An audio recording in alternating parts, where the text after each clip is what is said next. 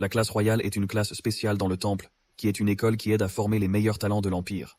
Cette classe est remplie d'élèves très talentueux, les 1% les meilleurs de l'Empire. Le personnage principal est choqué et confus d'avoir entré dans cette classe de haut niveau.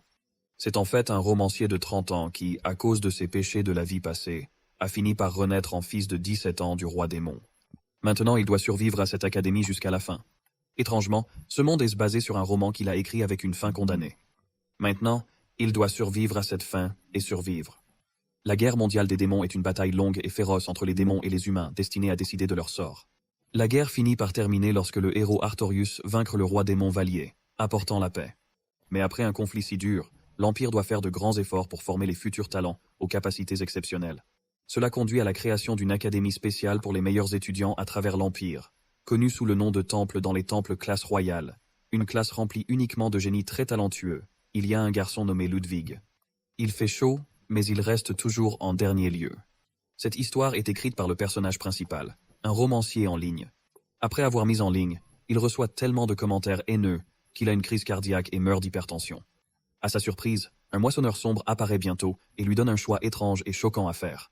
Le moissonneur sombre lui explique que quand quelqu'un meurt, il doit expier ses péchés majeurs avant d'entrer dans le ciel. Pour lui, ses péchés sont quitter plusieurs histoires sérialisées et écrire des intrigues avec une terrible continuité. Normalement, ce ne serait pas si grave, mais il l'a fait tellement de fois que c'est devenu un problème sérieux qui ne peut être ignoré. Pour expier, il doit choisir un de ses romans terminés, où il renaîtra au hasard comme un de ses personnages, et il doit survivre jusqu'à la fin de l'histoire. Réalisant qu'il n'a pas d'autre choix, il parcourt sa liste de romans achevés, et constate qu'ils se terminent tous de manière malheureuse. Tandis qu'il vérifie chacun, il peut déjà se imaginer mourir rapidement dans chaque histoire. Puis il rencontre un de ses romans intitulé « Le roi démon est mort », une tranche d'histoire de l'Académie de vie en biais dans un monde de fantasmes. Par rapport à ses autres histoires, cela semble moins dangereux, ce qui en fait son meilleur choix, même si c'était l'histoire même qui a conduit à sa mort au premier lieu. Pourtant, il pense qu'il a de meilleures chances de survivre ici, car il renaîtra en tant que personnage aléatoire, espérant ne pas être le protagoniste. Il serait heureux tant qu'il n'est qu'un des étudiants de l'Académie. Il raconte au moissonneur sombre son choix, et soudain il est transporté dans l'histoire. Alors qu'il regarde autour de la pièce à l'apparence classique, il se rend compte qu'il est déjà dans son roman, et remarque qu'il a maintenant des cornes sur la tête.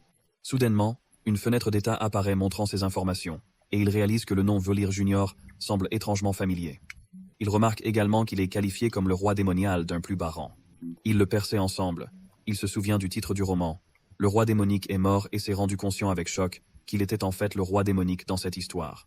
Avant qu'il puisse tout traiter, une attaque massive frappe le château royal avec une puissante explosion, le faisant voler à travers la pièce depuis l'onde de choc. Puis une fenêtre de quête apparaît, l'informant qu'avec la défaite de l'armée du royaume des démons proche, sa mission est d'échapper vivant au château du roi des démons. Puisqu'il est actuellement impuissant, il doit fuir pour rester en vie, et il gagnera des points de réussite s'il le fait en toute sécurité. Il ne peut pas croire ce qu'il voit.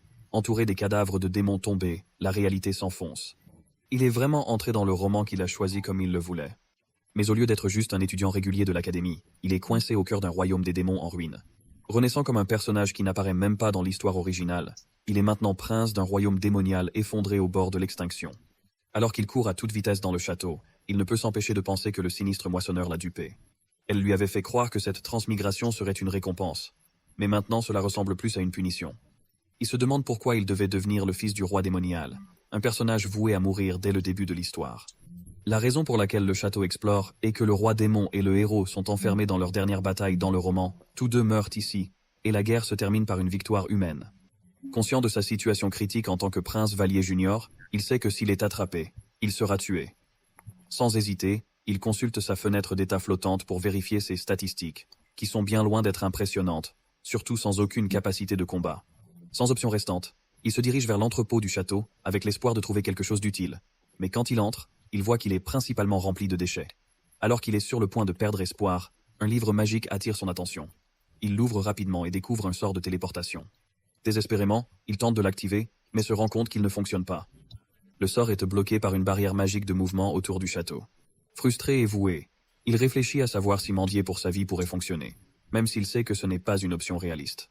Il retourne à nouveau le livre de rouleau magique et trouve un sort de camouflage. Désespéré, il décide de l'essayer, se transformant pour ressembler à un prisonnier humain, espérant que cela suffira à tromper quiconque il rencontre. Son plan d'évasion est de s'intégrer en tant que prisonnier, de s'infiltrer dans le groupe humain et d'attendre que l'armée impériale le sauve avec les autres prisonniers. Il croit que c'est sa meilleure chance de sortir vivant. Cependant, quand il atteint la zone où les humains sont détenus, il est horrifié de constater qu'ils ont été brutalement tués. Choqué, il réalise que cette scène terrible n'était jamais dans le roman qu'il a écrit, qui devait être une histoire de style romanico comme légère. Rapidement, Velir remarque une fille blonde assise dans le coin pleurant doucement. Se sentant un peu gênant, mais sachant qu'il doit continuer à déguiser son prisonnier, il s'approche d'elle. En essayant de rester en personnage, il la questionne sur son désir de le suivre afin de fuir du château. Elle a levé les yeux et, contre toute attente, ne l'a pas immédiatement rejeté. Plutôt, elle lui dit de venir s'asseoir à côté d'elle. Un peu confus, Valère fait ce qu'elle demande, se sentant étrange au cours du processus. Pour soulager la tension, il sort un biscuit de sa poche et lui l'offre, demandant si elle voudrait le partager avec lui. La fille hésite un moment avant de hocher la tête et de boucher. Alors qu'ils sont assis ensemble en silence, les bruits de pas s'approchent. La porte de la prison s'ouvre, et des gardes entrent, suivis d'un noble. Vallière leva les yeux, attendant des ennuis. Mais à son choc, les hommes se profondément inclinent devant la fille blonde. « Votre Altesse impériale », dit-il. Leur voix est remplie de respect. Le cœur de Vallière manque un battement. La fille à laquelle il avait parlé, ce prisonnier est en fait une princesse. Son nom est Charlotte de Gardaïas, la première princesse de l'Empire Gardaïas. À ce moment-là, une notification apparaît sur sa fenêtre d'état. « La mission est clôturée », dit-il, suivi d'une récompense. 100 points de réalisation à la base de l'armée impériale, un groupe de chevaliers blindés se sont rassemblés devant les tentes. Vallier reste proche de la princesse impériale, ayant été sauvé à côté d'elle par un noble seigneur. Il essaie de rester calme, mais il est rempli d'inquiétude. C'est un démon déguisé, utilisant un sort de camouflage de base. Si le mage de la princesse décide de lancer un sort de dissiper pour vérifier si le roi démon a malédiction, son identité sera exposée. Impossible de fuir. Trop de regards surveillent, garantissant sa sécurité. Ce qui le trouble davantage, c'est que Charlotte de Gardias n'était jamais un personnage de l'histoire originale qu'il avait écrite. À proximité, un chevalier nommé Sir Lance s'approche, s'inclinant poliment en informant la princesse qu'il n'avait réussi qu'à un modeste repas. Elle lui assure que c'est suffisant, et il ajoute qu'ils la escorteront au palais impérial dès l'arrivée du duc Silarian. La princesse exprime sa gratitude à Valère pour ses actions de retour dans la cellule, le laissant légèrement perplexe. Il se rappelle que ce n'était pas fait, mais son appréciation semble sincère. Elle questionne ses origines dans le but de planifier un voyage sûr de retour vers sa patrie. Cette question inattendue met Valire en grand danger, et il se dépêche de trouver une réponse appropriée. Alors qu'il fouille son esprit, il semble que les noms de régions familières aient glissé, le laissant momentanément vide. Il remarque le regard vif de Sir Lance fixé sur lui, une subtile impatience dans ses yeux. Ressentant la pression, Valire décide de faire semblant de perdre la mémoire. À sa surprise, la princesse le croit facilement, son expression se déplaçant vers un de l'empathie, imaginant les difficultés qu'il a dû endurer. Avec une douce détermination, la princesse Charlotte lui promet de l'aider jusqu'à ce qu'il retrouve la mémoire. Vallier répond avec des remerciements polis. Monsieur Lance essaie de prévenir la princesse, laissant entendre qu'elle ne devrait rien promettre à Vallier, mais Vallier sait que sa promesse peut avoir de sens. Finalement, il réalise que même si elle veut l'aider, elle ne vivrait probablement pas assez longtemps pour le faire. Après tout, il n'a jamais inclus rien sur les cellules dans le château du roi démonial, et maintenant il soupçonne qu'une force invisible a automatiquement rempli les détails pour rendre ce monde logique. Si la princesse est réellement impliquée dans cette histoire mystérieuse, Valère craint pour sa vie. Il crée Vertus, le prince impérial, pour être impitoyable et ambitieux, un personnage qui ferait tout pour assurer le trône. Sachant comment fonctionne Vertus, Vallier est presque sûr que le prince ne laissera pas sa sœur survivre. Elle n'est qu'un obstacle à son ascension. Vallière ressent une envie d'avertir la princesse des dangers qui l'entourent. Il espère qu'en gagnant sa confiance, elle pourrait le soutenir face à l'imprévu. À ce moment, la princesse Charlotte demande à Monsieur Lance de chercher le médecin, se plaignant de se sentir mal, probablement après avoir trop mangé. Monsieur Lance hésite, préoccupé par l'idée de la laisser seule. Inquiète pour sa sécurité, elle écarte ses craintes et insiste que le roi démoniaque est mort et qu'il n'y a aucun danger. À contre-cœur, Monsieur Lance part pour trouver le médecin. Une fois seul, Valire remarque un changement dans le comportement de la princesse. Son expression devient sérieuse, plus intense, et elle lui parle d'un ton qu'il n'a jamais entendu auparavant. Elle s'excuse de manière inattendue, ses paroles formelles et directes, puis, à son choc, elle lui dit qu'il mourra à cause d'elle. Valire est stupéfié, luttant pour traiter ses paroles, et le changement drastique de son comportement, sentant que la princesse devant lui est quelqu'un complètement différent. La princesse continue, expliquant que si les choses restent comme elles sont, son demi-frère Vertus la fera probablement bientôt tuer. Elle soupçonne que beaucoup des soldats ici lui sont fidèles, et il la confine dans ce camp signifie probablement qu'ils ne veulent pas que personne dehors sait qu'elle a survécu au château du roi démonial. Vallier rappelle que lorsqu'ils ont été sauvés, ils étaient tous deux couverts de robes épaisses et longues, ce qui aurait rendu difficile pour d'autres de les identifier comme des survivants. La princesse ajoute que les soldats attendent probablement des ordres sur la manière de la gérer, prévoyant probablement de la tuer et prétendant plus tard qu'elle est morte dans le château du roi démon. Elle avertit Vélir qu'il est également en danger s'il la tue pour effacer toute preuve de sa survie. Ils l'élimineront également comme témoin de son sauvetage, s'assurant que personne ne peut contredire leur histoire. Vallière considère la possibilité de demander de l'aide au chevalier, mais la princesse rejette rapidement l'idée. Elle lui dit que ça n'a rien d'utile. Elle ne croit pas pouvoir faire confiance à quelqu'un parmi eux. Pourtant, elle le rassure, promettant de rester à son côté jusqu'à ce que sa mémoire revienne. Déterminée à l'aider à s'échapper, elle décrit un plan audacieux. Ils trouveront un moyen d'échapper au camp.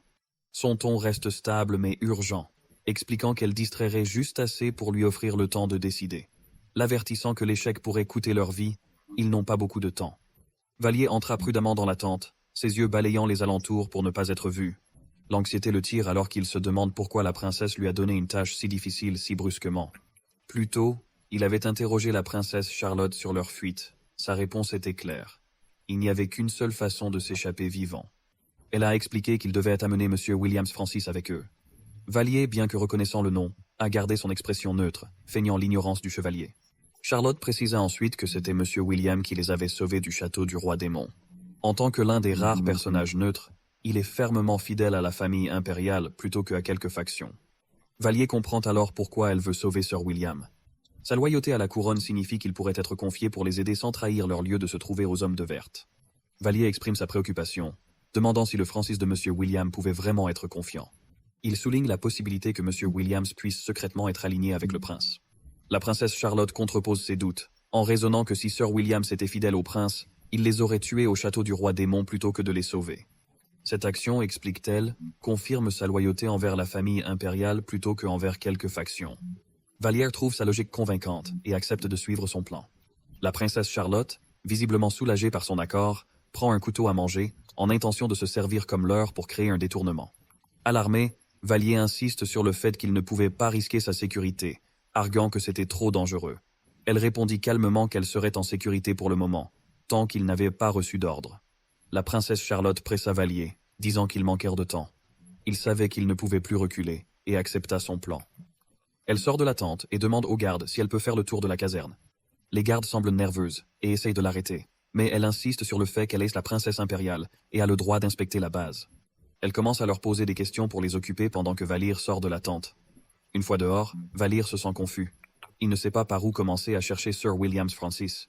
Le camp est grand, et il n'a aucune idée où pourrait être le chevalier. Il cherche autour, espérant trouver quelqu'un qui pourrait l'aider à localiser Sir William, mais le temps presse et il sait qu'il doit se dépêcher. Alors que Vallier se tient là, essayant de comprendre son prochain mouvement, un chevalier l'aperçoit et lui demande ce dont il a besoin. Vallier répond qu'il cherchait Francis de Sir William. Le chevalier le regarde et répond que Sir William est déjà parti pour le château du roi démon, demandant pourquoi Vallier le cherchait. Vallier est surpris par cette nouvelle, surpris d'apprendre que Sir William n'est pas là. Le chevalier lui explique que Sir Lance, qui était avec la princesse Charlotte plus tôt, avait demandé à Sir William d'aider à éliminer les forces restantes au château du roi démon. Vallière est choqué.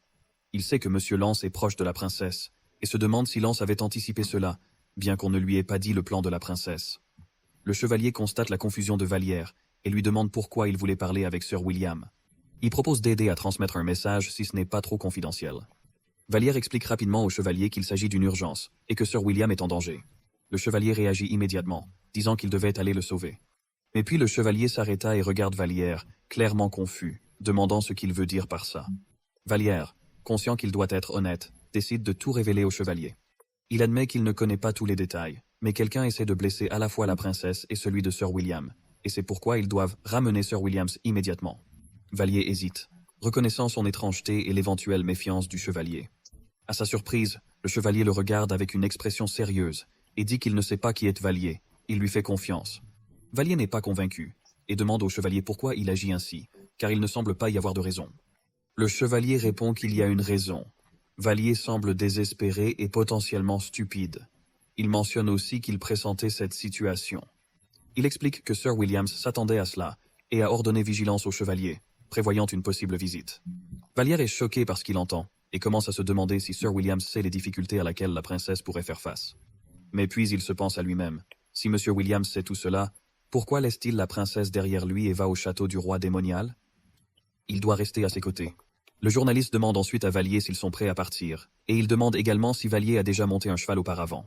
Vallier répond immédiatement qu'il n'en avait jamais monté. Avec ça, ils se dirigent tous les deux vers le cheval de Diarus. Diarus se présente à Vallier, disant qu'il s'appelle Diarus. En même temps, Monsieur Lance les regarde derrière une tente. Diarus et Vallier sont vus monter le cheval ensemble. Pendant qu'ils montent, Vallier remarque certains démons capturés. Il demande à Diarus d'eux, et Diarus explique qu'ils sont prisonniers. Il dit que cela signifie que les démons ont été capturés, et qu'ils pourraient être soit des restes des forces ennemies, soit des non-combattants qui ne combattèrent pas. Diarus poursuit en disant qu'il recherche toujours plus de démons autour du château. Les démons capturés seront probablement emmenés au quartier général et exécutés. Peu après, Vallier se rend compte qu'il aurait pu se faire comme ces démons aussi, capturés et emprisonnés. Ils atteignent bientôt le point de contrôle, et rencontrent des chevaliers. Monsieur Diarus les salue et se présente. Il explique ensuite que Vallier a un message urgent à Monsieur Williams. Le chevalier semble surpris quand il entend cela et répond qu'il vient de recevoir un rapport. Le rapport indique que Sir Williams a été tué par des forces démoniaques restantes lors d'une mission de reconnaissance. Vallier est choqué par ce qu'il entend. Vallier se demande si Sir Williams est vraiment mort, comme le dit le rapport. Le chevalier, avec son visage empli de tristesse et malédictant les démons, exprimait sa tristesse pour la mort de Sir Williams. Vallier, debout à proximité, réalise qu'avec le départ de Sir Williams, il n'y a plus personne pour aider la princesse Charlotte. Cette réalisation lui pèse lourdement. Le chevalier demande alors à Vallier s'il a quelque chose à savoir sur le message. Monsieur Diarus, qui avait été silencieux jusqu'à présent, répond immédiatement que le message devait être transmis personnellement à Monsieur Williams. Avec ça, ils sont autorisés à revenir. Alors qu'il marche, Vallier est profondément troublé. Il ressent une inquiétude, se souvenant de la façon dont tout semblait aller trop bien plus tôt. Quelque chose ne semble pas correct. Il se demande si Monsieur Williams a vraiment été tué par les restes démoniaques, mais n'y croit pas. Il sait que Verdis, le prince impérial, veut que la princesse Charlotte meure. Si elle s'était échappée du château du roi démon, Verdis cacherait tout et éliminerait tous les témoins. Et comme Monsieur Williams était l'un de ces témoins, il devient clair pour Valère que Monsieur Williams a dû être attiré dans le château du roi démon afin qu'il puisse être tué, ce qui fait tout partie d'un plan plus grand et plus sinistre. Vallière, ressentant la situation pesante, continue de se demander quoi faire. Il ne veut pas encore abandonner bien que les chances soient écrasantes. Monsieur Diarus, sentant l'hésitation de Vallière, lui dit enfin qu'il est temps d'être honnête. Il exhorte Vallier à expliquer pourquoi Sir William est en danger, et comment la princesse Charlotte est impliquée. Vallier hésite, ne sachant pas s'il peut faire confiance à Monsieur Diarus. Charlotte l'avait averti que la plupart des forces impériales sont fidèles à Vertis, et il ignore si Monsieur Diarus pourrait être l'un d'eux, même s'il était un chevalier de rang supérieur. Vallier ne sait pas si Diarus a des liens avec les officiers de bas rang qui pourraient être fidèles à Vertis. Mais sans personne d'autre auquel se tourner, Vallier décide de tout dire à Diarus. Il explique la vérité que Monsieur Williams est probablement mort à cause d'une trahison de leur propre chevalier, pas de démon, et que la princesse est en grave danger. Diarus écoute attentivement et après tout entendu, confirme sa compréhension de la situation. Il reconnaît la possibilité que Monsieur Williams ait été tué par leurs propres hommes. Alors, à la surprise de Vallier, Diarus affirme qu'il soutiendra la princesse. Il explique qu'il appartient à la société Williams et ressent une forte obligation d'aider. Vallier, même s'il reste incertain de lui faire confiance, accepte pleinement. Il pense que Diarus pourrait encore être utile, surtout s'il peut aider à échapper dans cette situation dangereuse. Vallier savait qu'ils avaient besoin de toute l'aide disponible, même s'ils ne pouvaient pas encore accorder une confiance totale au chevalier. Comme Diarus propose de revenir, Vallier l'arrête, une idée traversant son esprit. Il dit à Diarus d'attendre et suggère de se rendre au stockage de fournitures démoniaques pour piller tout ce qui pourrait les aider à s'échapper. Diarus, bien que sceptique, le suit, car Vallier insiste sur le fait que malgré la plupart des pillages du stockage, il pourrait encore y avoir quelque chose d'utile s'ils cherchent assez longtemps. Ils se dirigent au stockage, guidés par les instincts de Vallier vers quelques objets cachés qui pourraient se révéler précieux. Après quelques recherches, Vallier trouve un rouleau pour la téléportation massive, ainsi que plusieurs autres rouleaux rassemblés dans un livre. Il sait que ceux-ci seront cruciaux pour leur échappe, alors il les rassemble. Vallier ressent un soulagement, sachant que cela pourrait être leur billet de sortie du camp. Cependant, en préparant leur départ, Monsieur Diarus remarque quelque chose de curieux. Il est troublé de voir comment Vallier savait exactement où trouver les rouleaux, surtout sachant que Vallier avait prétendu être un prisonnier. Diarus ne demande pas, mais un petit soupçon commence à se former dans son esprit. Avant qu'ils ne puissent partir, le bruit des nuits approchant les fait geler tous les deux. Les chevaliers les cherchent, cherchant clairement des signes de leur se trouvant. Diarus et Vallier se cachent rapidement. Il s'avère que les chevaliers qui cherchent Vallier et Diarus viennent de la maison du duc Silarian. Vallier se sent inquiet parce que cela devient un gros problème. Comment? Silarian est la famille maternelle de Verdus, et c'est l'une des familles les plus puissantes de l'Empire. Leur objectif est de faire de Verdus le prochain empereur. Le pouvoir et l'influence des Sillards de maison surpassent la plupart des familles nobles, donc leurs chevaliers ne sont pas des chevaliers ordinaires. Vallière commence à penser que ces chevaliers pourraient être les mêmes qui ont tué Sir William, alors qu'ils continuent leurs recherches. L'un d'eux démontre une capacité étrange. Ce chevalier a un œil surnaturel qui peut percepter où se cachent Valire et Diaris. Sachant qu'ils n'ont pas d'autre choix, Valire et Diaris se révèlent aux chevaliers. Quand les chevaliers les voient, ils se préparent à se battre. Les chevaliers dégainent leur épée, prêts à tuer Valire et Diaris parce qu'ils soutiennent la princesse. Gyrus retire rapidement sa propre épée et se tient devant Vallier. Il dit à Vallier de rester derrière lui, prêt à affronter les chevaliers et les protéger tous les deux. Vallier ne peut s'empêcher de penser à tout ce qu'il a fait pour échapper du château, mais finit ici sur le point de mourir. Il semble que tous ses efforts aient été vains, mais ensuite quelque chose attire son regard. Il remarque une statue aux yeux rouges brillants. Il se souvient rapidement que c'est une statue de gargouille. Il remet en lumière ses souvenirs de dessins animés ou de jeux vidéo, sachant qu'elles sont censées bouger dans des situations semblables. Avant qu'il puisse réfléchir plus loin, un bruit fort résonne dans la zone. La statue de gargouille commence soudainement à bouger. Les chevaliers et Valire sont choqués. La gargouille s'envole et frappe violemment le capitaine, l'écrasant sur place. Tout le monde reste bouche bée, surpris par une attaque d'une telle violence. Vallière est aussi surpris, même s'il venait de penser que les gargoyles prennent généralement vie dans de tels genres de situations. Voyant le chaos, Gyrus attrape rapidement Valire et le retire, en utilisant la confusion pour s'échapper. C'est leur chance et ils ne vont pas la gaspiller. Dirus et Vallier montent rapidement à cheval, et le bruit des sabots écho pendant la nuit. Vallier réfléchit sur les événements qui viennent de se dérouler. Lorsque la fenêtre d'état est apparue, il a remarqué une compétence appelée démon de contrôle, et il se demanda si c'est parce qu'il était le fils du roi démon qu'il possédait une telle compétence. Il lui touche soudainement qu'il a dû activer involontairement le gargoyle avec cette capacité de démon de contrôle. Mais il n'y a pas de temps pour réfléchir maintenant. Au loin, Bélier remarque un groupe de chevaliers les poursuivant. Déterminés à les empêcher d'atteindre les bois, il scanne leur environnement, cherchant un moyen d'échapper. Ses yeux atterrissent sur le perfilet qu'il porte, et une idée s'éclate dans son esprit. En retournant les pages, il trouve le sort de hâte et le lance rapidement. Le cheval bondit avec une vitesse nouvelle, et Valire et Iris creusent rapidement un large écart entre eux et les chevaliers à leur trousse. Juste quand ils commencent à ressentir un moment de soulagement, un boulon d'une arbalète tire soudainement vers eux. Vallière réalise qu'il a besoin d'une solution plus forte pour faire face aux chevaliers de la maison Solariane. Il envisage rapidement une meilleure façon de gérer la situation, mais avant de pouvoir mettre en œuvre un plan, il se rappelle que ces chevaliers sont hautement formés à résister à la magie. Il sait que compter sur les sorts ne suffira pas à les échapper. À ce stade, il comprend qu'ils doivent réfléchir rapidement et avec précision pour s'échapper en toute sécurité. Vallière se concentre sur le livre à rouleau, conscient que les chevaliers se rapprochent. Il rassure calmement Dirus, lui disant qu'il ne lance pas de magie sur les chevaliers eux-mêmes. Plutôt, une lumière violette commence à émaner du rouleau. Vallière lance un sort d'illusion sur le cheval, manipulant son apparence pour le faire sembler galoper plus rapidement, tandis que les chevaliers résistants à la magie restent inconscients de l'astuce. Un des chevaux chevaliers tombe et tombe, jetant son cavalier, confirmant que le sort fonctionnait. Encouragé par le succès, Vallier a rapidement suivi avec des sorts de charme ciblant les chevaliers restants. Le charme en est fait plusieurs, et leurs cavaliers perdent le contrôle, les rendant vaciller et en retardant. Maintenant, seuls 2 chevaliers restent à poursuivre, mais Valire et Diaris ne sont pas hors de danger. Le cheval qu'ils montent est épuisé, son rythme ralentit à chaque pas. Les chevaliers se rapprochent. Alors que la panique monte, les yeux de Lair se fixent sur un groupe de prisonniers démons transportés tout près. Une sensation étrange se déroule en lui, une sensation qui lui rappelle le moment où il a réveillé inconsciemment la statue du gargoyle. Puis, une brillance rouge soudaine apparaît dans les yeux d'un grand orque du groupe de prisonniers.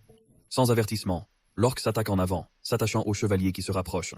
La forme puissante des orques s'écrase sur les chevaliers, obstruant leur chemin et créant du chaos entre leurs rangs. Vallière, stupéfait par le tournant inattendu des événements, réalise que c'est leur chance d'échapper. Il exhorte urgemment le journaliste à rouler plus rapidement, sachant que cette opportunité peut ne pas durer longtemps. Le journaliste ne peut s'empêcher de ressentir un sentiment étrange d'inquiétude. Chaque fois qu'ils sont dans une situation dangereuse, il semble que des démons interviennent pour les aider. C'est trop une coïncidence pour arriver 2 fois, mais il sait que maintenant n'est pas le moment de le remettre en question. Leur priorité est de mettre la princesse en sécurité. Ils arrivent enfin à la tente de la princesse, mais les gardes les empêchent d'entrer. Dirus, rapide sur ses pieds, décide d'adopter une approche plus directe. Il neutralise rapidement le garde, dégageant la voie, mais le bruit attire l'attention. Realizing that they have been discovered, Dirus urges Vallier to continue the mission while he stays behind to delay the knights. Vallier entre dans la tente et est rencontré par 2 mages qui se tendent avec la princesse. Les mages ont immédiatement exprimé leur colère face à l'intrusion, étant clairement donné des ordres stricts d'empêcher personne d'entrer. Leurs yeux étroits, clairement hostiles. Sans manquer un rythme, Vallier dit à la princesse de fermer les yeux. Il lance rapidement un sort flash, aveuglant temporairement les mages. Avec une vision déficiente, Vallier saisit l'occasion. Il se précipite vers la princesse, la tenant par la main. Sachant qu'ils n'ont pas beaucoup de temps, il active le sort de téléportation massive et n'a maintenant aucune autre option que de l'utiliser. Il spécifie la destination Gradium, la capitale de l'Empire. Une teinte bleu clair brille sur place, avec un énorme cercle magique comme base. The next moment, the system notifies that Valir has cleared the prologue sequence, unlocking a special achievement known as the Turning Point of History. Un personnage comme la princesse Charlotte, qui ne devrait plus exister à ce stade, a en fait survécu, et l'avenir a été considérablement changé. Valier reçoit également 1000 points de réalisation. Dans l'histoire principale de ce roman, le roi démon est mort. Le cadre se déroule à Gradium, une ville basée sur l'âme, l'endroit où vit Valier. Valier et Charlotte réussissent à se téléporter vers Gradium. Quand ils arrivent, Valier est complètement surpris. La ville ne ressemble rien à ce qu'il s'attendait, et il est choqué par la détaillée de tout. C'est beaucoup plus réel et vivant qu'il ne le pensait. Pendant ce temps, Charlotte se sent confuse parce que l'environnement a soudainement changé. Elle se rend compte rapidement qu'ils sont maintenant au centre de la capitale. Valier explique ce qui lui est arrivé. Il lui explique que M. Williams est mort et que c'est Diaris qui les a aidés à s'échapper. Au même moment, Diaris apparaît à la sortie du canal de téléportation, confirmant l'explication de Valier. Valier se sent soulagé que le plan se soit déroulé comme prévu. Diaris s'est échappé avec succès avec le rouleau de téléportation, comme il l'avait espéré. Ensuite, Diaris se présente officiellement à la princesse Charlotte et commence à expliquer tout ce qui s'est passé, y compris leur infiltration dans le château du roi démon et la collecte des rouleaux, ainsi que leur sauvetage par une intervention imprévue des démons. Alors que Diarus continue, la princesse Charlotte devient suspecte. L'histoire semble étrange, et elle ne peut s'empêcher de regarder Valier, qui pense également que quelque chose ne va pas. Après avoir marché un peu sur la place du marché, Valier s'écarte soudainement de la foule. Il trouve un endroit calme où s'asseoir et commence à réfléchir à sa situation. Il se sent frustré par son incapacité à acheter de la nourriture ou quoi que ce soit, en aimant en savoir plus sur le monde. Il pense même à lui-même qu'il aurait pu ajouter un paramètre au système de jeu, comme si les démons pouvaient vivre seuls du mana, s'il l'avait anticipé. À sa surprise, une notification apparaît dans la fenêtre de son système. Cela lui dit qu'il peut effectivement ajouter ce paramètre au système de jeu, mais cela nécessiterait 100 000 points de réalisation pour le faire. La notification mentionne également qu'il peut apporter des modifications à l'intrigue de l'histoire, lui donnant un certain contrôle sur le monde qui l'entoure. Avec cela, une liste de défis actifs apparaît, chacun presque impossible à réaliser pour le moment. Cependant, ces défis lui offrent un moyen de gagner des points de réalisation. Cependant, Valir n'est pas autorisé à saper l'intrigue de l'histoire. Toute tentative de le faire entraînera des pénalités qui lui déduiront des points de réalisation. Cette règle le rend prudent quant à la façon dont il interagit avec le monde. Curieux, le Valier vérifie la liste des défis actifs et trouve un conseil de scribe intitulé qui nécessite 150 points de réussite. Il décide de le prendre et après avoir suivi les conseils, il découvre qu'il doit aller dans un magasin de magie. Pensant qu'il devrait vendre les rouleaux qu'il a trouvés pour survivre, Valier se rend au magasin le plus proche. Quand il arrive, il essaie de vendre les rouleaux. Mais à sa surprise, le propriétaire le chasse immédiatement. Il semble que le propriétaire croit essayer de les arroquer avec de faux rouleaux. Valier trouve ce comportement étrange et se demande pourquoi les rouleaux sont traités avec une telle suspicion. Pas découragé, il passe dans un autre magasin. Cette fois, il montre le rouleau au propriétaire, qui semble intrigué. Le propriétaire lui demande s'il peut essayer de tracer un autre rouleau en commentant que Valère dessine vraiment bien. S'il peut le faire, il pourrait diviser en deux les bénéfices de la vente des rouleaux. Le propriétaire ajoute alors que si Valère peut terminer le retrait du rouleau le lendemain, il recevra 5 pièces d'argent. Valier est d'accord, bien qu'il ne puisse s'empêcher de se demander pourquoi personne ne reconnaît les rouleaux qu'il a pris du château du roi démoniaque. Se sentant suspect, il essaie un autre magasin. Si personne ne reconnaît toujours les rouleaux, il vendra simplement celui de boule de feu et arrêtera. Il se dirige vers un autre magasin et, en entrant, trouve l'endroit désordonné et vide. Cependant, alors qu'il regarde autour de lui, une dame aux cheveux rouges entre derrière lui et demande s'il est un client. Valier répond qu'il souhaite vendre des rouleaux. Elle lui dit qu'elle n'achète pas de rouleaux, mais elle ne peut pas non plus le laisser partir avec eux. Plutôt, elle propose de lui payer 2 pièces d'or. Mais quand elle voit les rouleaux, son expression change. Elle devient sérieuse, et ses yeux se verrouillent sur lui. Avec un regard plus intense, elle demande à Valir d'être honnête avec elle. Elle veut savoir d'où viennent ces rouleaux, car elle les identifie comme des créations magiques, utilisées uniquement par les démons. Sa voix devient plus sévère quand elle l'appuie à nouveau, demandant de savoir comment il a acquis ces rouleaux. Comprenant la gravité de la situation, Valier ressent un froid courir sur sa colonne vertébrale. Il sait qu'il a des ennuis maintenant. Même si Valier comprit que la magie existe dans ce monde, il n'a jamais pris le temps d'apprendre comment elle fonctionne, ou les différences entre les types de magie. Il ne savait pas si un sort était de la magie humaine ou de la magie démoniale. Alors qu'il se tenait là, il a réalisé que c'était la raison pour laquelle les marchands avaient rejeté ces rouleaux comme faux. Ils n'étaient pas soi. Eux-mêmes. ou tout simplement ne savait pas assez de la magie pour les reconnaître. Cependant, la dame aux cheveux rouges était différente. Elle semblait le voir immédiatement, et son comportement sérieux lui dit qu'elle savait exactement ce qu'étaient des rouleaux. Elle l'a pressé pour la vérité, demandant de savoir comment il les avait obtenus. Dans un moment de panique, Valier a essayé d'utiliser sa fenêtre d'état pour la faire oublier tout, mais il a rapidement réalisé qu'il avait besoin de 3000 points de réussite pour le faire, ce chiffre qu'il n'avait pas. Sans autre choix, il décida à contre-cœur de lui dire la vérité. Il a expliqué qu'il avait obtenu les rouleaux du château du roi démonial, parfaitement conscient que cette admission aurait de graves conséquences. La dame, cependant, ne lui croit pas tout de suite. Valier explique alors qu'il avait obtenu les rouleaux lorsqu'il tentait de sauver la princesse dans le château du roi démon. Après avoir entendu cela, la dame semble se doubler un peu, semblant légèrement convaincue par son histoire. Son comportement change, et à la surprise de Valier, elle lui donne même un câlin. Bien que ce geste puisse être destiné à le réconforter, Vélir se sent mal à l'aise, d'autant plus qu'il a toujours faim, et qu'elle ne le laissera pas partir. Elle suggère ensuite que quelqu'un pourrait lui avoir malédit alors qu'il était dans le château du roi démon, offrant de l'aider à le soulever. Valier essaye de l'arrêter, ne voulant plus de complications, mais avant qu'il puisse protester davantage, elle lui a déjà lancé un sort de dissipé. La magie fonctionne instantanément, et Valier est contraint de revenir à sa forme de démon d'origine, maintenant dans une situation encore plus gênante. Valier tenta de s'expliquer, mais avant qu'il puisse terminer, la dame tombe soudainement à genoux et le salue correctement. Elle le fait appeler le fils du roi démon, ce qui le choque. Il a été surpris par sa reconnaissance, et alors qu'il la regarda de près, il a réalisé qu'elle était un vampire. Ses crocs sont clairement visibles. Pourtant, malgré cela, il ne se souvient pas de l'avoir jamais rencontrée auparavant. Elle lui demande s'il se souvient d'elle, mais Vélir essaie toujours de traiter tout ce qui se passe. Alaris, réalisant qu'il devait éviter d'attirer l'attention, leur suggère de se déplacer rapidement et de monter vers sa chambre. Valier suit, traitant toujours tout ce qui s'est passé jusqu'à présent. Une fois à l'intérieur, elle lui offre de la nourriture, qu'il accepte avec gratitude, sa faim est enfin résolue. Alors qu'il mange, Alaris l'observe attentivement et apprend qu'il se souvient uniquement de son identité, mais rien d'autre sur son passé. Elle se présente correctement comme Alaris the Flames, membre de l'équipe d'infiltration Gracium. Valier ne se souvient pas de rencontrer un personnage comme celui de son roman, mais il ne le remet pas en question. Sa curiosité prend le relais, et il lui demande pourquoi elle, un vampire, vit dans une maison ensoleillée fréquemment visitée par des humains. Alaris explique en quelque sorte qu'elle n'avait pas d'autre choix. Vivre dans une maison avec un magasin était la seule façon dont elle pouvait se permettre le loyer.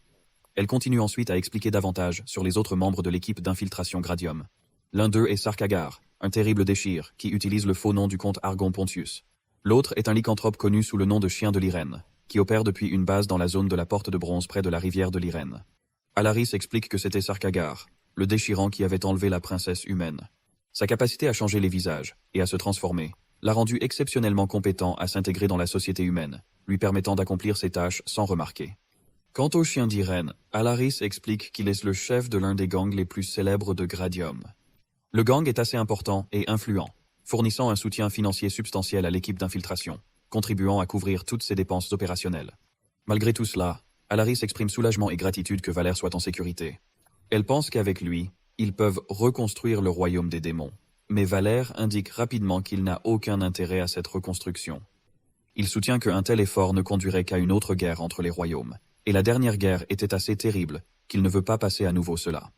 De plus, il souligne que rassembler des démons dans la situation actuelle pourrait très bien les faire tous tuer. Alaris essaie d'expliquer à Valier qu'en tant que prince, il est attendu de lui de vouloir reconstruire le royaume des démons. Cependant, Valier refuse fermement, lui disant qu'il ne veut pas être le roi d'un royaume qui n'existe plus. Il lui rappelle aussi qu'elle n'est plus obligée de servir un royaume inexistant. Elle s'est sombre, alors qu'elle absorbait ses paroles, et après un moment de calme, elle s'est éloignée, clairement déprimée. Avant de partir, elle lui dit de se reposer un peu. Plus tard cette nuit-là, Valère, toujours curieux, demande à Alaris à quoi il avait avant tout cela. Alaris, nerveux et hésitant, lui dit qu'il était autrefois un modèle inspirant pour tous les démons. Son ton est inquiet, et Valier sent que son passé n'était pas aussi gentil ou héroïque qu'il l'aurait espéré. Il ne s'y demeure pas, il choisit plutôt de se concentrer sur le présent. Il ajoute que demain, ils rencontreront le reste de l'équipe d'infiltration avec laquelle ils ont partagé le lit. Valier se sent bien dans ce rôle pour une fois. Le matin suivant, Alaris et Valier se dirigent dans les rues vers le lieu de rencontre de l'équipe d'infiltration Gradium. Le Capitole, qui se préfère toujours après la bataille, est vivant de célébration. Les gens crient et applaudissent dans la rue, marquant le retour en toute sécurité de la princesse. La guerre est enfin terminée, et les habitants de la ville sont en plein esprit dans les rues, reconnaissant que le long conflit ait été terminé. Alors qu'ils passent à travers la foule jubilante, Valère et Alaris se dirigent vers le train Mana, stationné dans le quartier des Aligares. Le train Mana, quelque chose que Valère avait initialement inclus dans son roman pour commodité, leur offre un roulement confortable. Vallier et Alaris arrivent à la zone sous le pont de la Porte de Bronze, un endroit que Vallier reconnaît dans son roman comme un endroit où se rassemblent souvent des mendiants. Mais Alaris ne semble pas surpris par l'état de l'endroit. Elle sait que c'est là qu'il rencontre le chef des mendiants. Alaris dit calmement à Vallier qu'ils passeront par un tuyau d'égout à proximité pour atteindre leur destination. En traversant la région, Vallier se sent mal à l'aise, percevant quelque chose d'anormal. C'est à ce moment-là qu'une femme sort de l'ombre et elle appelle immédiatement Alaris, comme si elle l'attendait. Valère est surpris par l'apparence de la femme. Son regard vif et son posture confiante lui donnent une présence commandante, rendant Valère instinctivement inquiet. Cependant, la femme salue Valère aussi, et, après un court moment, elle se présente comme avocate, membre de l'équipe d'infiltration Gradium. Puisque Alaris la connaît déjà, il y a un sentiment de familiarité entre les deux. Valère est choqué que le chef de cet endroit soit une dame. Il ne s'attendait pas à ce que quelqu'un si puissant soit une femme dans une zone aussi rude et négligée. La dame demande à Alaris sur Sarkiger, et Alaris répond qu'il n'est pas encore là. Elle suppose qu'il est probablement occupé avec ses nobles devoirs, mais lui assure qu'il sera bientôt là. Cependant, Alaris décide de partager quelque chose avec la femme avocate.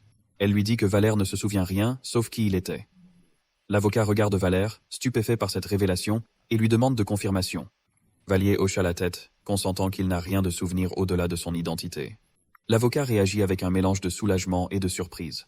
Elle est heureuse de cette perte de mémoire, car elle sait comment Vallier l'a traité mal dans le passé. Elle espère que sans ses souvenirs, il ne pourra pas la maltraiter de la même manière. Vallier ne se rend pas compte que son comportement passé était si dur, et il s'excuse sincèrement auprès de Loyard, espérant qu'ils pourront commencer à résoudre les choses à partir de ce point en avant. Il tend la main pour une poignée de main, et Loyard la prend avec hésitation, mais à sa surprise, Vélir la chatouille ludiquement au lieu. Loyard se met en colère et demande de savoir pourquoi il ferait ça, mais Vélir ne s'attend pas à ce que sa réaction soit si intense. Il s'excuse rapidement. Avant qu'il puisse continuer, un bruit fort les interrompt. Soudainement, Sarkiger semble trop maladroit dans son excitation. Il se précipite et serre Vallier si fermement que Vallier a du mal à respirer. Sarkagar continue de le tenir, en suppliant Vallier quelque chose, mais Vallier, haletant de l'air, lui demande de lâcher partir. Quand Sarkagar ne répond pas, Vallier appelle Alaris à l'aide. Alaris explique que Sarkagar est celui qui a servi le roi démonial, avec une fidélité inébranlable, au point qu'il sacrifierait sa propre âme si cela signifiait reconstruire le royaume démonial. Plus tard, avec l'aide d'avocats qui ont dû convaincre Sarkagar, ils se retrouvent autour du feu pour discuter. Sarkagar insiste pour que Vallier doit aller reconstruire le royaume des démons, affirmant qu'il doit venger son père et y construire un plus grand empire, mais l'avocat le met en garde avec colère sur les mots qu'il fait venir. Vallier suppose ensuite que même s'ils reconstruisent le royaume des démons, il se considère toujours inutile. Sarkagar, cependant, lui assure qu'il n'est pas le cas, qu'il est un archdémon haut et pur devant lequel tous les démons se prochainent. Pourtant Vallier reste inconvaincu, interrogeant Sarkagar sur ce qu'il veut dire par archdémon. Tout le monde est choqué par sa question au début, mais ensuite Sarkagar commence à expliquer. Il dit à Vallier qu'un archdémon est le plus grand des démons parce que dans le pays sombre, le royaume qu'ils vivent dans un endroit dur et impitoyable, trempé de sang, de force et d'unité est essentiel. Cependant, il explique que les démons ont fait presque se suicider, jusqu'à l'extinction simplement parce qu'ils appartenaient à différentes races. Un jour, cependant, un démon puissant intervint, contrôlant l'esprit d'autres pour mettre fin au combat. Il restaurait l'unité entre les démons dans le pays obscur, et depuis lors, les démons l'appelèrent le archdémon. Il est devenu connu comme le progéniteur des rois démons. À ce moment, Vallier comprend enfin ce qu'ils veulent dire. Il demande leur plan, et Sarkar répond que Vallier doit d'abord devenir plus fort, retourner dans le royaume des démons pour réunir les démons dispersés, et rassembler sa force. Mais Vallier ne souhaite pas accepter ce plan, sachant qu'ils sont au Capitole de l'Empire, au cœur de l'ennemi. Il propose plutôt de rester à la Porte de Bronze pour apprendre la culture et les coutumes de leurs ennemis, en vue de révéler leurs faiblesses. Sarkar finit par accepter, puis propose une autre idée. Vallier pourrait s'inscrire au Temple, l'Institut académique de l'Empire, bien que Vallier soit un avocat réticent, côte de Sarkar cette fois. Vallier, toutefois, reste réticent à cette idée, espérant qu'Alaris vienne à son secours. Mais à son déploration, Alaris est également d'accord. Voyant qu'il n'a pas d'autre choix, Vélir exprime rapidement sa préoccupation, affirmant que c'est trop risqué. Ils craignent que leur couverture soit éventée, rendant l'avenir imprévisible. En réponse, Sarkagur produit une bague et la place sur l'index de Vélir, expliquant qu'elle a été transmise par des générations d'amis terribles. Il dit à Valère que cela l'aidera à se transformer en toute forme qu'il souhaite. Sarkagur lui rappelle également que la gloire de l'Empire des démons sera bientôt leur. Ayant décidé que Valère étudierait au temple, ils envisagent d'utiliser une fausse identité d'Alaris ou de Sarkagur pour l'inscription. Cependant, Ils ont rapidement exclu cela, sachant que les humains pourraient enquêter. L'avocat de Charlotte qui a capturé présente alors son fréquent Dibin comme alternative. Ensemble, ils inventent une nouvelle identité pour Valère Reinhardt avec l'anneau démoniaque. Sous ce déguisement, Vélir s'inscrirait au temple. Loyard demande à Diabon d'accompagner Vélir le lendemain pour obtenir une carte d'identité. Quand Vélir demande comment il prévoit de couvrir les frais de scolarité, tout le monde se tait. Comprenant qu'ils n'avaient pas considéré ce détail, ils commencent à brainstorming. Diabon rappelle à Loyard qu'ils ne peuvent absolument pas payer les frais de scolarité du temple avec leurs revenus actuels. Loyard semble avoir oublié que même s'ils mendient dans la rue, ils ne se permettraient jamais les frais de scolarité du temple. Le temple connu sous le nom de Temple de Garcia est l'établissement académique le plus prestigieux du continent. C'est là que les jeunes nobles des familles les plus influentes viennent étudier et socialiser. Les frais annuels s'élèvent à environ 100 000 1001, une somme qu'ils ne peuvent clairement pas gérer. Pourtant, l'avocat espère quelque peu qu'il pourrait rassembler le montant. Dibin suggère alors que, si elle est sérieuse, elle pourrait envisager de rendre cela possible en réduisant les fonds qu'elle prélève du club. Vallière est surpris lorsqu'il entend parler d'un club. Il pensait qu'ils ne vendaient que des paquets d'armes, alors il devient curieux de leur affaire. Cependant, l'avocat refuse de réduire sa part de capital, sachant que cela mettrait leur entreprise en danger. Mais Dibin insiste que c'est leur seule option. Vallier propose ensuite un plan. Il n'a besoin que des frais de scolarité du premier semestre. Il explique qu'il pourrait gagner une bourse, car l'Empire cherche de futurs guerriers pour remplacer ceux qui sont tombés.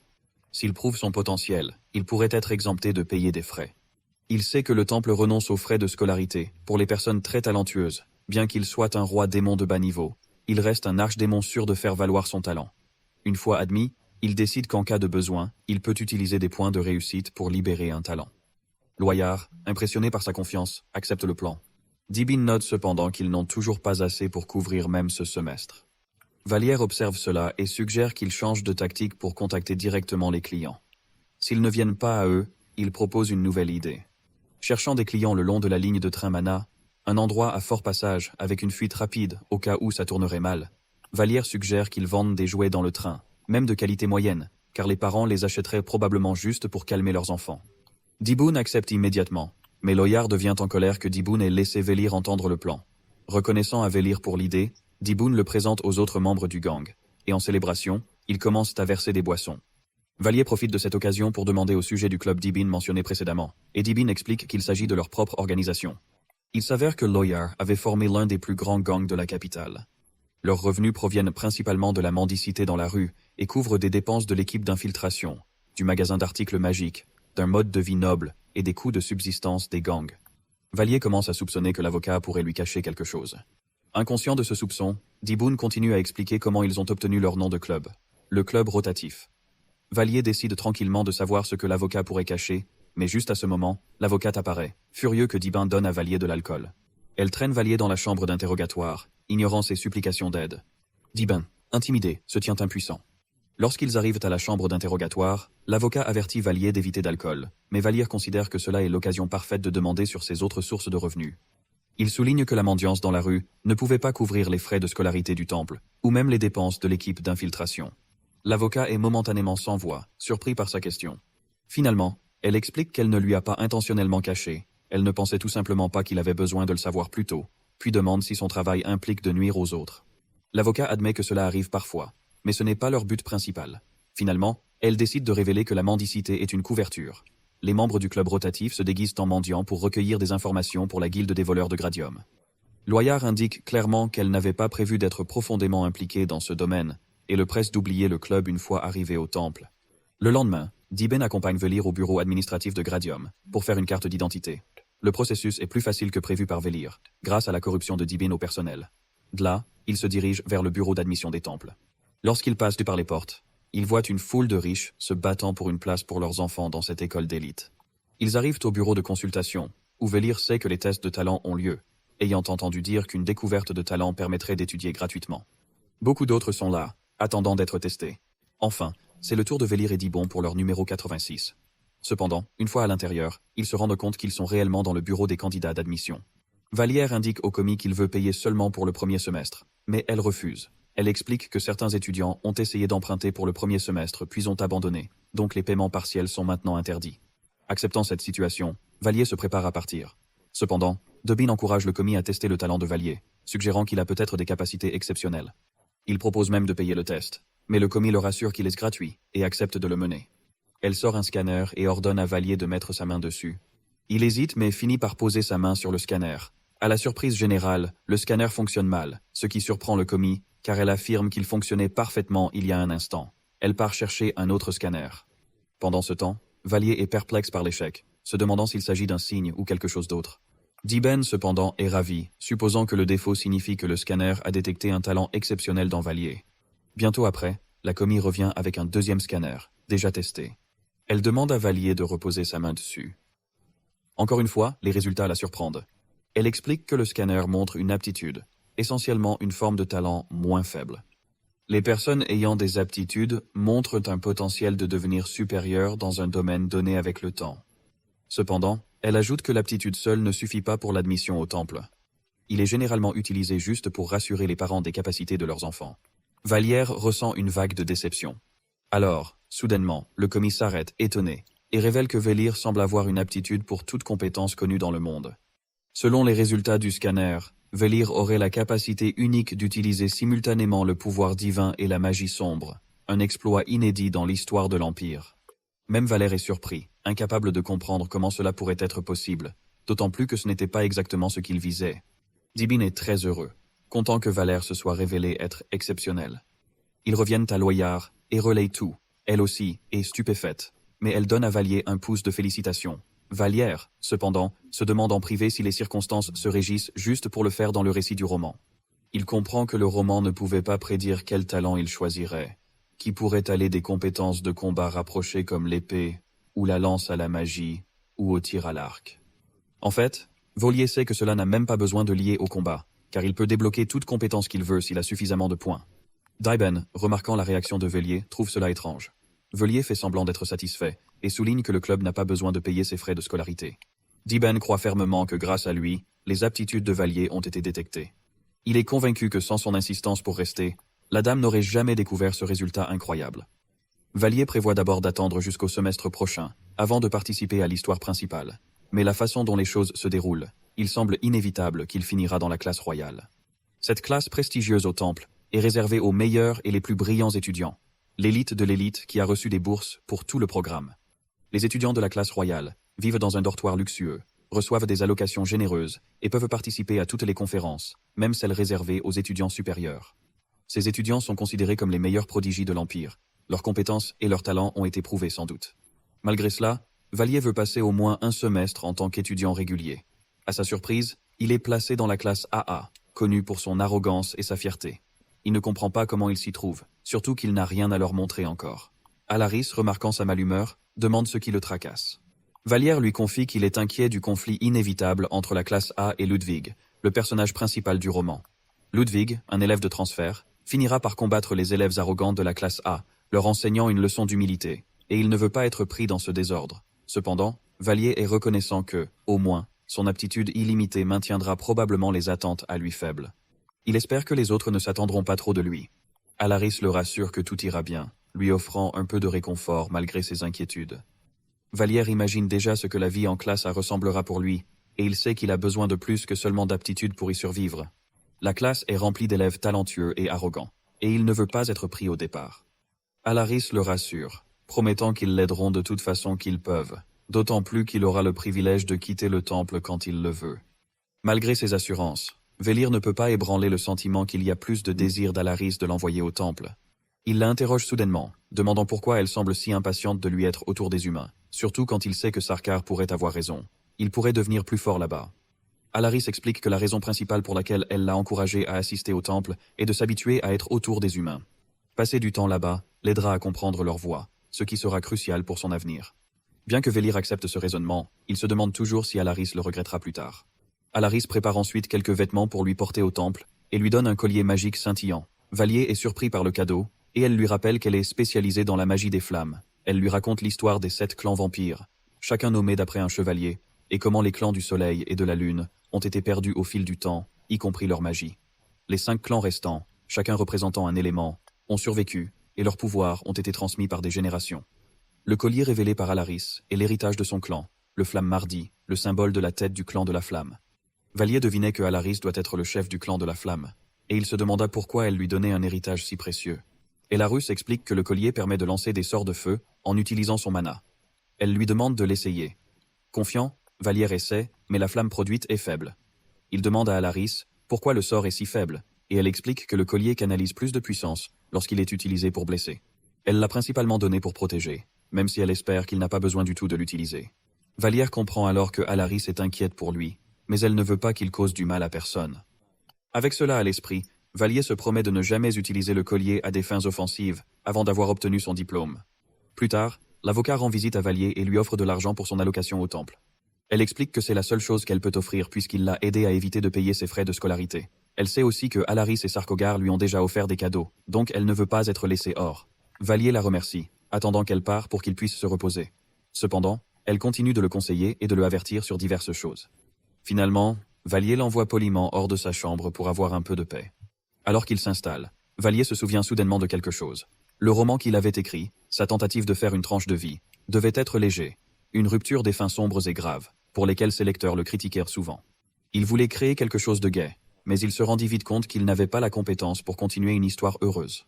Sans suffisamment d'incidents ni de rebondissements, la joie de l'histoire a commencé à s'estomper et le roman a perdu sa première étincelle. Valier essaie de se rappeler les détails de la progression de l'histoire, mais sa mémoire est floue, surtout vers la fin. Il se souvient enfin que, au milieu du roman, une porte vers un autre monde s'ouvrit. Valier est déçu par ce tournant des événements. Ne sachant pas quoi faire ensuite, il se demande s'il devrait s'enfuir, se cacher et attendre que la fin de l'histoire se déroule. Il considère brièvement cette option, mais se rappelle ensuite qu'Alaris et l'avocat ne méritent pas de souffrir à cause de ses erreurs. Dans cet esprit, il décide de faire face aux conséquences. Déterminé à corriger les choses, il va au temple pour devenir plus fort et gagner des points. Il espère qu'en ce faisant, il pourra soit réécrire l'incident impliquant la porte, soit au moins affronter lui-même les monstres. Si le monde va à sa fin, il fera tout pour l'arrêter. Valier retourne finalement au temple, où lui et les autres élèves de la classe royale sont informés de se rendre au dortoir d'ici 13 heures. Il marche vers le dortoir et est instantanément stupéfait par la taille du bâtiment. Il se demande combien d'argent a été utilisé pour le construire. À l'intérieur, c'est encore plus impressionnant, spacieux et élégant, au point que Valier doute qu'il pourra même trouver sa chambre parmi la vaste. Tandis qu'il regarde autour, une fille l'appelle. Retourne. Valier la voit offrir une poignée de main, qu'il réciproque. Elle se présente comme Cerise Van Owen, la présidente étudiante de la classe royale.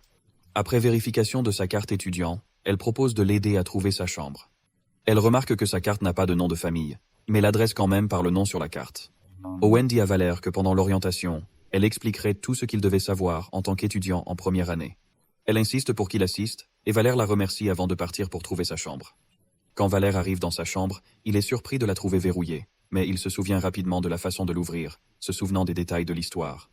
Alors que la porte s'ouvre, il est choqué par l'immense taille de la pièce. Ça ressemble plus à une suite privée qu'à un dortoir étudiant. Il se tient là surpris, mais remarque bientôt une boîte placée par terre. Curieux, il l'ouvre et trouve à l'intérieur une carte des directives du dortoir du temple, des collations, un livre et un stylo. Valier, maintenant avec un peu de temps libre, en profite pour faire une liste des personnages qu'il se souvient des classes A et B. Alors qu'il note des noms, il entend une annonce appelant tous les étudiants à se réunir dans le hall central. Bien qu'il veuille avoir plus de temps pour mémoriser d'autres noms, il met encore de côté la liste et se dirige vers le hall. Valier lève les yeux en chemin et remarque un groupe de gars debout, le regardant. Il se demande s'ils sont des hauts classes de la classe royale en fonction de la façon dont il le observe, mais il décide de ne pas y rester. Il poursuit son chemin, impatient d'arriver au hall. Juste alors qu'il était sur le point d'atteindre l'entrée, un gars marche accidentellement sur ses pieds. Valier réagit en colère, mais le gars s'excuse immédiatement, se calmant. Valier écoute que le gars se présente comme Ludwig. Valier est surpris, réalisant que les choses commencent à se sentir réelles maintenant qu'il a rencontré le personnage principal du roman. Ils marchent ensemble vers le hall central, où Owen leur ordonne de prendre leur siège. Valier ne sait pas où s'asseoir, car il est le dernier élève numéroté de la classe A. Alors qu'il était sur le point de s'installer, certains élèves de classe le remarquent et commencent à demander s'il est celui qui a une aptitude illimitée, selon les rumeurs. Ils le taquinent, se moquent de son apparence, et se demandent à haute voix pourquoi quelqu'un comme lui serait placé en classe. Un Valier se sent gêné, mais essaie de le faire briser. Les présentations commencent, à commencer par les élèves de classe A. La première personne à se présenter est Verdis, et Valier est surpris. Il se souvient que dans le roman, Verdis avait caché son identité, mais ici, il se présente ouvertement. Valier ne peut s'empêcher de se demander pourquoi Verdis agirait différemment de ce qu'il se souvient. Après que tous les élèves de classe A se sont présentés, l'accent se déplace vers la classe B. Quand la première fille, Charlotte, se lève pour se présenter, la préoccupation de Vallière s'approfondit. Il se souvient que Charlotte ne devrait même pas être en classe B, et il commence à se sentir mal à l'aise par la direction que les choses prennent. Vallière ressent un malaise croissant en regardant Vertis. À Charlotte, 2 membres de la famille impériale se trouvent parmi la classe royale. Vertis, en tant que fils aîné de l'empereur, a le potentiel d'exercer un pouvoir énorme. S'il obtient son diplôme de la classe royale avec des notes exceptionnelles, cela renforcera son autorité et son influence, lui assurant une position inébranlable dans l'Empire.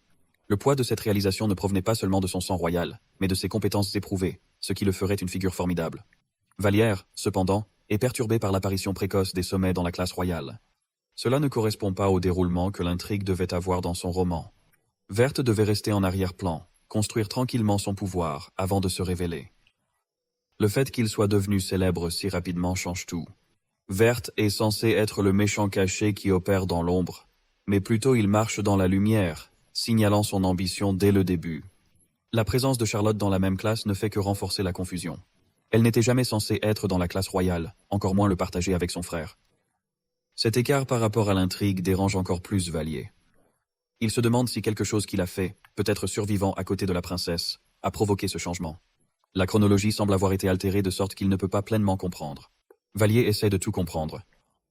Ce n'était pas la direction que Vallier envisage pour le personnage, mais maintenant, avec Vertis déjà en mouvement, Vallier sait que les choses changent d'une manière qu'il ne peut pas contrôler. Charlotte semble aussi être une anomalie.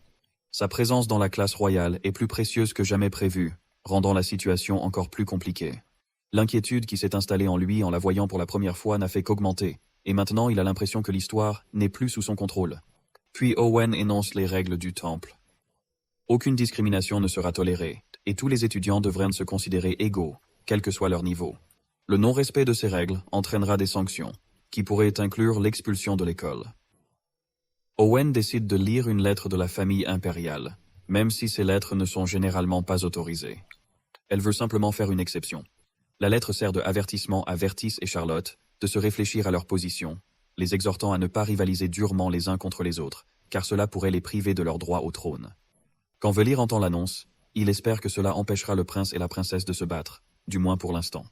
Après l'annonce, ils sont renvoyés, mais un homme parmi eux nommé He tente de reconnaître Vertis comme le prince. Mais Vertis refuse, prenant en compte l'avertissement contenu dans la lettre. Il veut éviter tout mouvement susceptible d'attirer une attention indésirable ou de causer des problèmes à la famille impériale.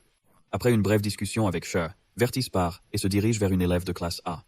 C'est elle qui aurait dû être à la première place, mais Vertis a été placée là-bas. En conséquence, elle est 2e place. Vertis s'approcha de lui pour s'excuser d'avoir pris sa place, mais la fille, Hélène, ne semblait guère se soucier de ses excuses. Elle quitte sans en dire grand-chose. Vallière, cependant, ne voit aucune raison pour laquelle Vertis devrait même se pêcher à s'excuser. Cela semble être un geste destiné à maintenir son comportement prince, mais Vallier trouve cela inutile. Le nom complet d'Hélène est Hélène Artorius, et elle est la sœur de Rhégan Artorius, le guerrier légendaire qui s'est sacrifié pour vaincre le roi du démon. Pendant ce temps, où il, Vertus et d'autres se tiennent debout, Ludwig s'approche d'eux et se présente. Au lieu de répondre à la salutation, les élèves de classe le regardent avec dégoût et haine. Cette réaction confirme que tout se déroule selon l'intrigue du roman. Le personnage principal Ludwig vient de devenir la cible du mépris de la classe A. Quand Ludwig voit qu'il n'est pas accueilli par les élèves de classe, il décide de se approcher de Vallier, qu'il avait déjà rencontré plus tôt.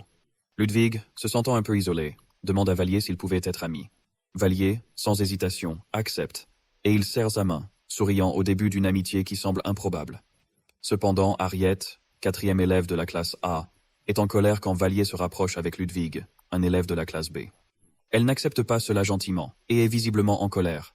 Mais Ludwig, ignorant son mépris, essaie aussi d'être amical avec elle. À sa surprise, au lieu d'un accueil chaleureux, il reçoit une gifle d'Harriet. La gifle inattendue laissa Ludwig stupéfait et sans voix, son visage rougeur de choc. Harriet, avec un regard méprisé, dit à Ludwig qu'il n'appartient pas à la classe à dortoir, et a clairement dit qu'elle ne se souciait pas des règles que Owen avait dit plus tôt sur le traitement égal. Ces paroles sont dures et l'atmosphère devient tendue alors que Ludwig se tient là.